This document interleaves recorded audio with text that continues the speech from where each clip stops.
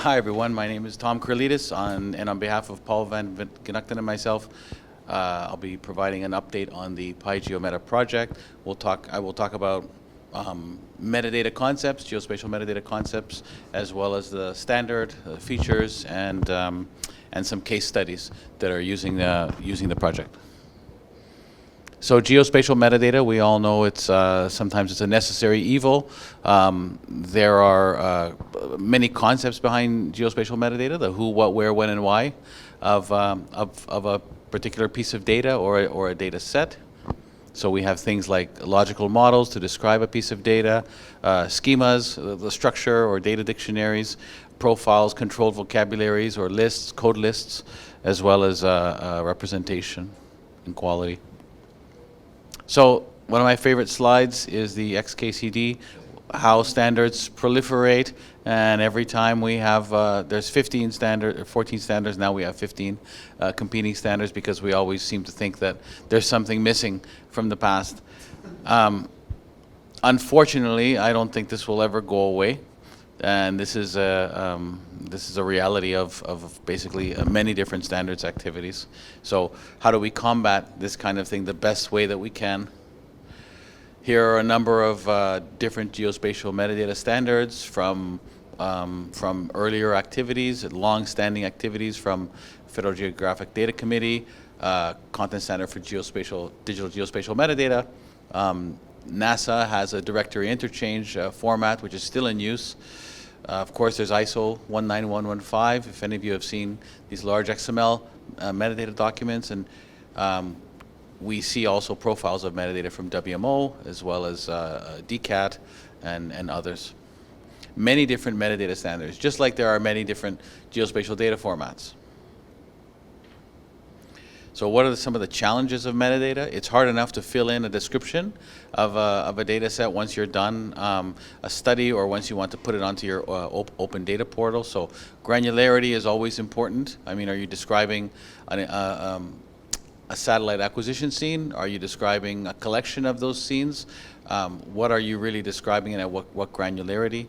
This is very important in Earth observation because we have, again, different granularities with regards to describing missions and acquisition scenes and so on. We also have challenges on how to describe services which provide data. So how do you describe a WMS or an OGC API feature service, for example? And maintenance frequency is always a challenge. Metadata constantly needs to be edited or managed or curated.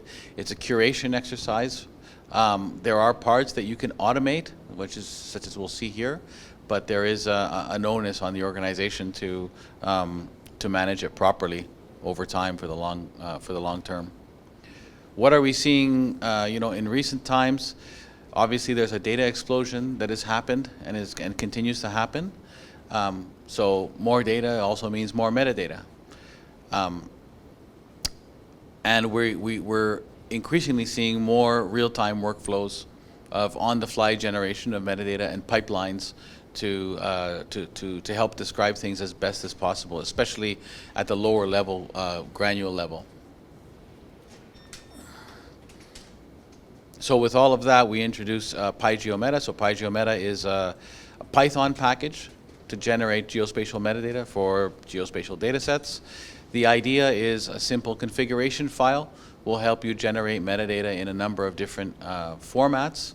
The configuration file is encoded in YAML, which I'll describe a little bit later. And it leverages all the neat things that you can do with YAML. It was created in 2009 as part of an internal project at Environment Canada, and we pulled it out in 2014 and published it to GitHub for the wider community.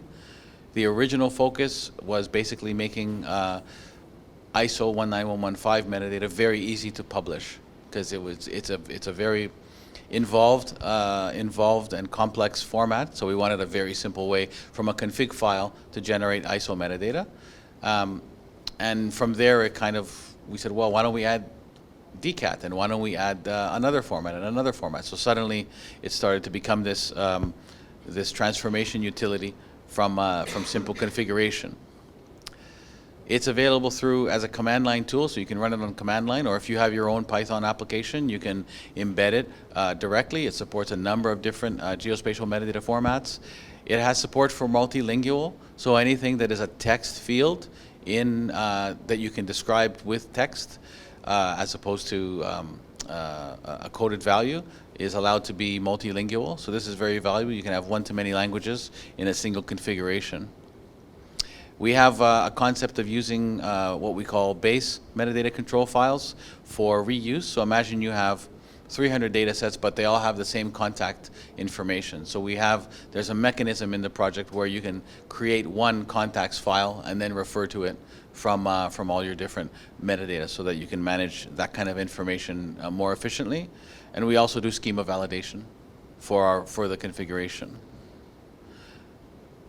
The basic way it works is we have again, it's in Python, so we have a core Python API which takes a configuration, and based on the configuration and based on instructions from the user, I might say, generate this metadata from this config file, and I want the format to be ISO.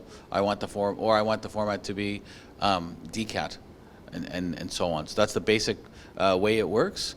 At the bottom of the diagram, you will see a schema box. That is our plugin facility, which allows users to create their own schema plugins.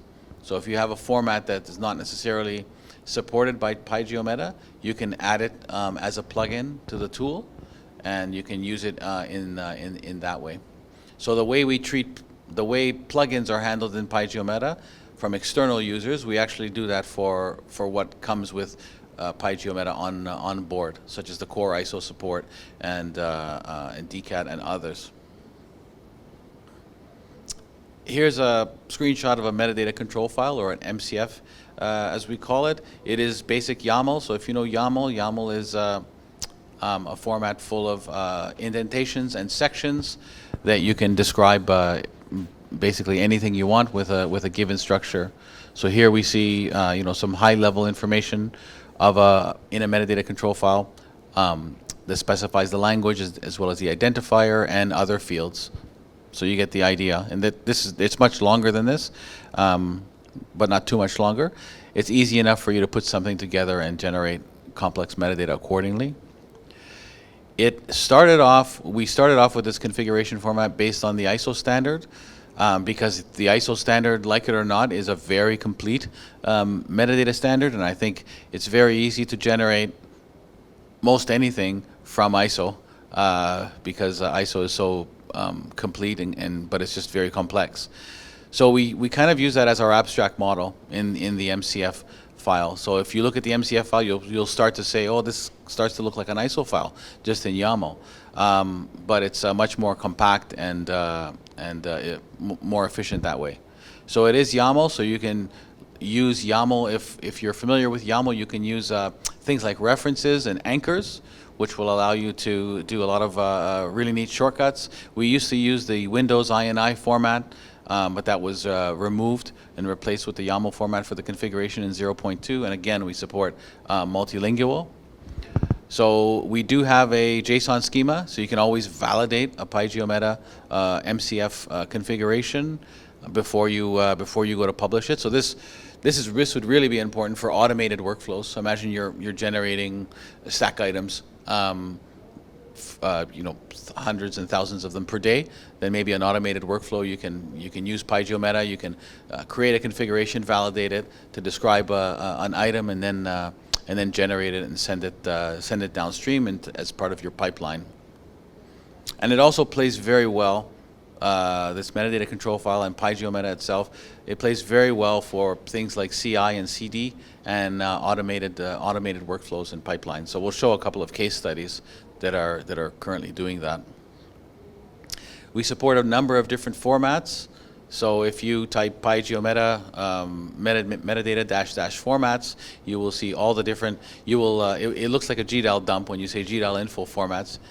So we stole that from there, and you will see which formats are supported and what is supported. So some formats you can read, some formats you can write, some formats you can do both.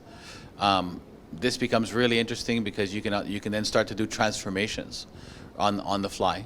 So transform from ISO 19115 to WMO Core Metadata Profile in one single command. We also deal with stack as well as station metadata for those who are into monitoring and observations. We try to make things extensible. Again, I mentioned this plugin framework for building your own metadata format or metadata schema, as we call it. And you can have any format underneath.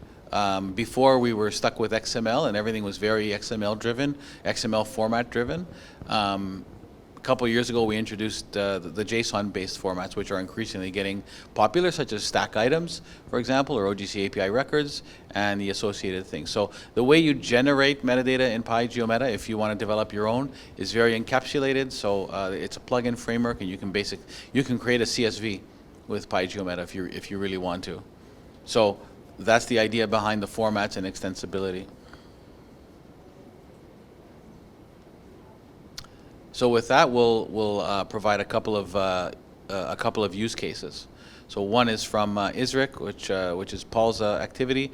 The second one is the Earth Observation Exploitation Platform Common Architecture, or EOEPCA project, and finally WMO WIS2. So from Paul's project, the Land Soil Crop Hubs, it's an EU-funded research to improve data sharing in East Africa, and it's all about sharing resources which are relevant to agriculture in that region. And what we see in that project is initially the idea of participatory metadata management. So users provide metadata as lists, rows, and columns in Microsoft Excel. This project took those metadata documents and created MCF files and put them on GitHub. So the actual management is on GitHub, and the users basically interact with that GitHub repository to raise issues about a given metadata record if they have questions, and actually edit it at the same time. So this project has a pipeline which, based on a GitHub action, publishes it to a catalog. Publishes the metadata to a catalog, and the catalog is then made available for use. So this is an example of a record that is on their GitHub that is published to the PyCSW catalog, and it might be hard to see on the screen, but in the bottom right there is a button called Edit Me, and when you click that will take you to the edit page of that record on GitHub. At that point, you can edit that record on GitHub. So this is a simple YAML format again on GitHub, the MCF file. And then once you commit that, obviously it's version controlled, and there's a history on Git, and then it's made available it gets published to the catalog all automagically. They also use this project also uses the MCF files to generate map server map files. So if you've ever worked with map server, or even other servers like GeoServer, you know that you create a layer, and the layer needs to have some sort of metadata, title, abstract keywords. So they use pygeometa and pipelines to generate map files to augment the metadata in those map files. So from that perspective, their source of truth is all in these YAMLs on GitHub, and then there's different pipelines that generate different things, but all the content is aligned. And there's a source of truth, and everything is synced up. And because they're doing that, you can easily use a web-based tool to search the CSW or to search the OGC API records endpoint, and then connect to a map service associated with it, and have a visualization, as seen here on this screenshot. The next project is EOEPCA, so Earth Observation Exploitation Platform Common Architecture. This is a architecture from ESA, of which it was generated as part of a lot of activities in the OGC, Earth Observation and Exploitation Domain Working Group, which includes a lot of Earth observation agencies in Europe and North America and beyond. So there's, along with this architecture, there's a reference implementation that's made for doing big data EO processing in a containerized fashion. So one of the concepts of EOEPCA is this resource catalog. So anything that goes into that system needs a description. And with that, there is a pipeline that is created to publish to the resource catalog at multiple levels of granularity. So we have collection level, metadata, product level metadata, or items, as well as actual processes. So we describe not only data sets or items of data sets, but actual processes as well. And here's a high-level view of how it works. So anything that gets registered in this platform gets sent into pygeometa, and it generates ISO 19115 metadata. This includes stack support for describing items or for describing other artifacts, and it also supports something called common workflow language, which describes processes basically. So pygeometa is basically in the middle of all of the metadata registration, and it goes through this pipeline and it generates consistent metadata and goes into the catalog. Finally, we have the WMO Information System, or WIS2, which is a next generation data exchange system from the World Meteorological Organization, which is going to puts Earth system data online, weather, climate, water data. So that project and that infrastructure is online currently. So this is all open data, free data for weather, climate, and water, whether it's real-time data, numerical weather prediction data, observations, or even archive data from a number of different domains. It goes into production on January 1st, but everything is already out there that you can use this data. It is an event-driven infrastructure and an event-driven architecture. So heavy usage of publish and subscribe workflows, or PubSub, driven by MQTT as the protocol. And then on the search side, we have OGC API records, metadata, and publication in WIS2. So one of the key goals of WIS2 is describing data sets, and you need to describe a data set to publish your data into the infrastructure. So we needed some examples and easy workflows for members. So 103 countries are involved in this project. We needed an easy way for those countries to manage metadata and publish metadata to the infrastructure using PubSub. So we defined a no-code workflow. So again, we manage metadata. Metadata files can be managed on GitHub as the management platform, and then we use GitHub Actions. So every time a record is edited or committed in GitHub, this triggers a GitHub action, and the GitHub action will use pygeometa to create the metadata document and then publish it to an MQTT broker, which hooks into the infrastructure. So there's a metadata management, as you can see. So that management, once files are updated on GitHub, it gets pushed. There's a GitHub action, and it uses MQTT and submits it to a broker online. There are some secrets, obviously, that are required for publishing to that broker and authentication, but that is not related to pygeometa itself. But this is a really easy way through a single GitHub action file to do a publication workflow. And this seems to work for some countries so far with regards to easy registration and management of their metadata. Cool, almost done. And finally, a last plug while we're here. There's a UI called MDMe, which is a model-driven metadata editor, whose Paul is the primary author. And the way this works is it uses the pygeometa MCF schema to build dynamic forms for metadata editing and publication. So you're welcome to try that out. It's on the URL below. So in closing, we think MCF and pygeometa are interesting. It's an interesting project and a valuable project for doing automated metadata embedding into your own pipelines, and we've seen a few examples of using that to publish metadata to catalogs and to be able to handle things in an automated fashion. So the whole spirit of the project is done in the spirit of composability, where you have a number of small tools and you put them together, and you have your recipe, and then you have your system up and running, hopefully. So that's the basic philosophy.